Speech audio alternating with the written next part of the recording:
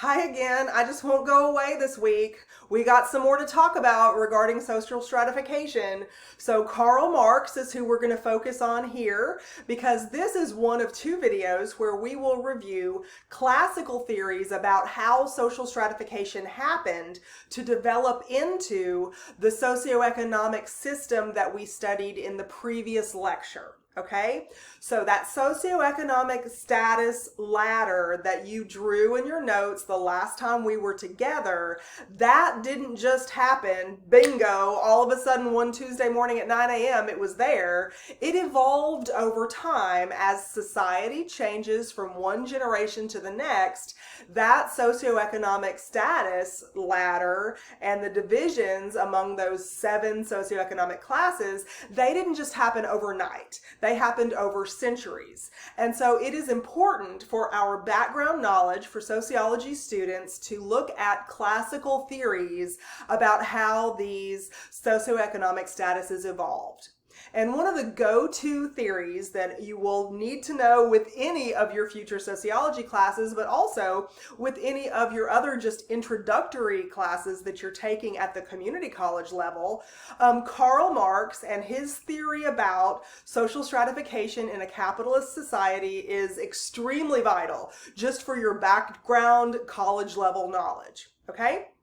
So, Karl Marx is the name of the theorist here. You can call him an economist or historian. There's so many different fields that will maybe claim him as their own.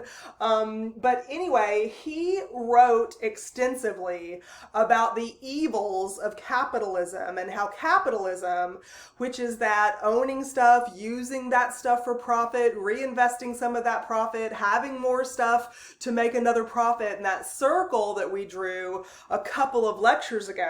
Stop your video now and flip back in your notes to see that picture to refresh your memory. But capitalism is a process where ownership of goods and ownership of intellectual property, such as your education, is encouraged so that you will use those things to make money and use some of that money that you made to reinvest into additional education or additional goods so that you can use those goods for more profit next time.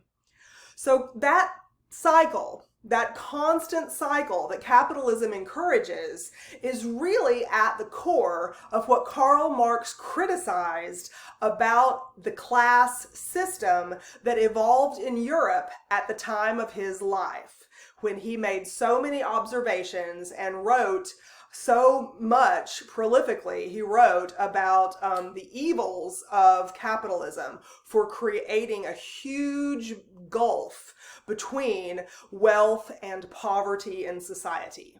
So let's see what his reasoning was behind this really dislike of capitalism, and he called for it to just be completely disbanded and outlawed. He said it's because of that cycle. You own stuff, you use stuff to make profit, you use some of that profit to own more stuff. He said that essentially those resources that we talked about in a not a capitalist society, in a class system in general.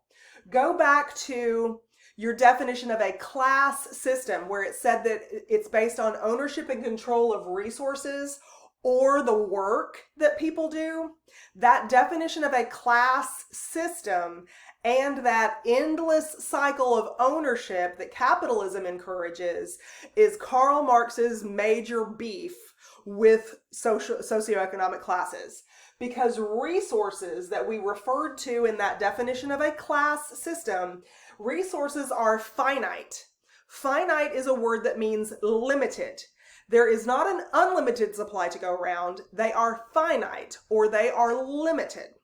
So if capitalism encourages you to own or control resources and go around this circle and constantly get more control, more ownership of resources as you go around the circle, but there's a limited or a finite, a fixed amount of resources available to begin with, Capitalism is going to encourage only those who already have some money to spend to acquire more resources. And after a while, all those resources are going to be sucked up by those people who already have money to invest in new resources. Okay?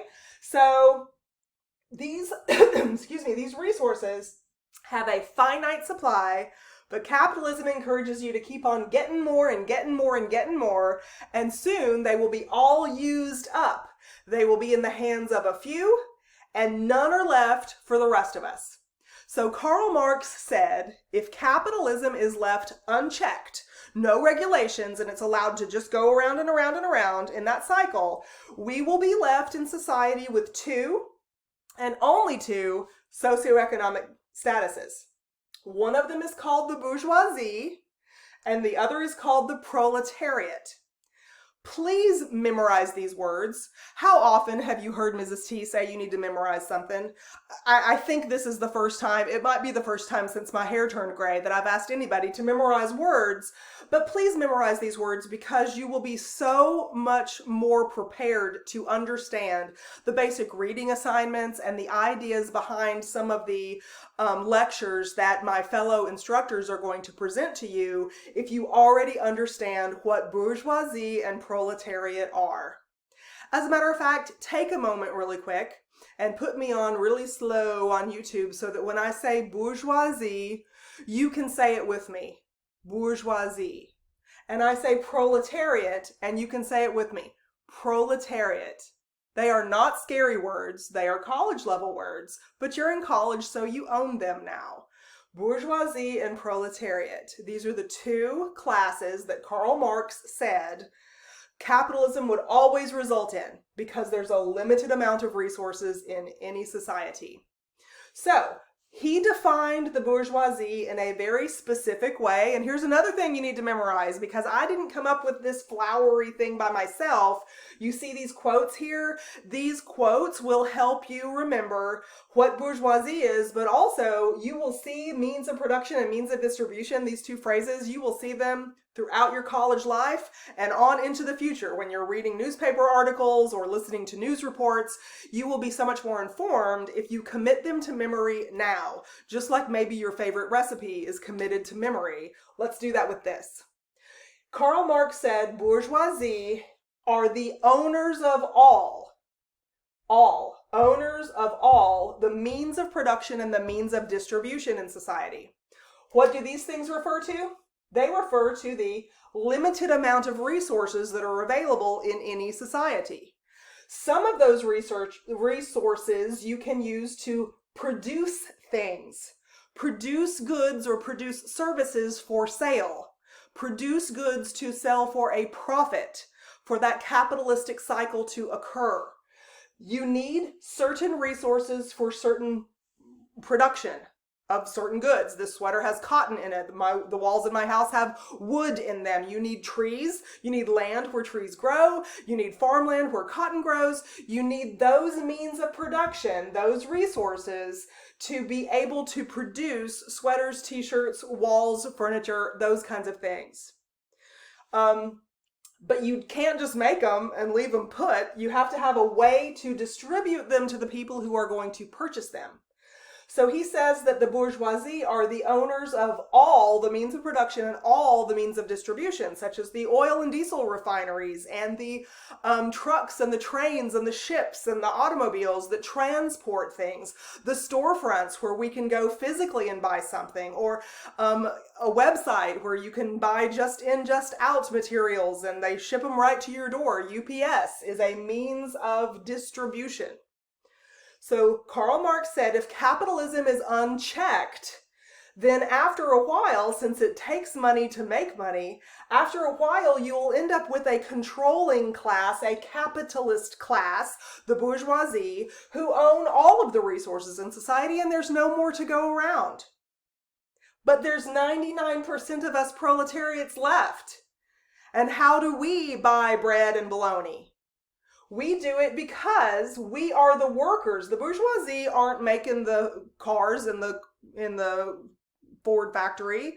The bourgeoisie are not mining coal in Pennsylvania. The bourgeoisie are not working on the XL pipeline. Laborers do that. Proletariat, or the working class, they are the owners of their labor, and you have to sell it to the bourgeoisie for the going rate.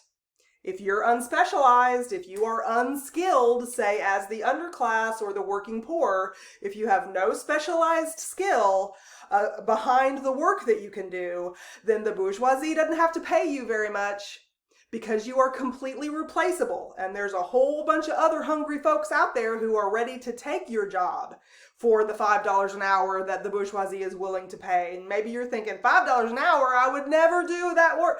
You would if you were hungry enough.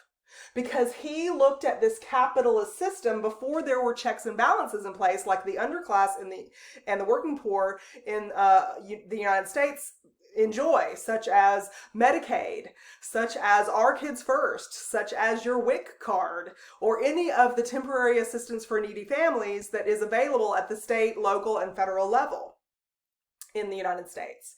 Those are restrictions that were added to capitalism much later in the centuries than when Karl Marx was looking at this.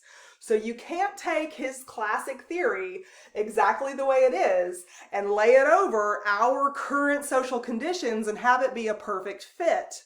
But it's extremely important for you to understand this background and the way Karl Marx was thinking about these things, because so many of the foundations of sociological thinking, particularly with the conflict theory, are based on this idea of the haves and the have-nots. Notice I'm pointing to the bourgeoisie when I say the haves, and I'm pointing to the proletariat when I say the have-nots. So we've used those terms much more generally in the conflict theory discussions we've had when we talk about haves and have-nots regarding social power or voting rights or privileges in general in society. Wealth and poverty certainly are, you can divide up the haves or the have-nots. Gender roles, heterosexual, homosexual, these kinds of things can be divided up into the haves or the have-nots. That framework for inequality with two categories of people comes from Karl Marx ideas about social stratification in a capitalist system, with the bourgeoisie and the proletariat, the haves or the have-nots.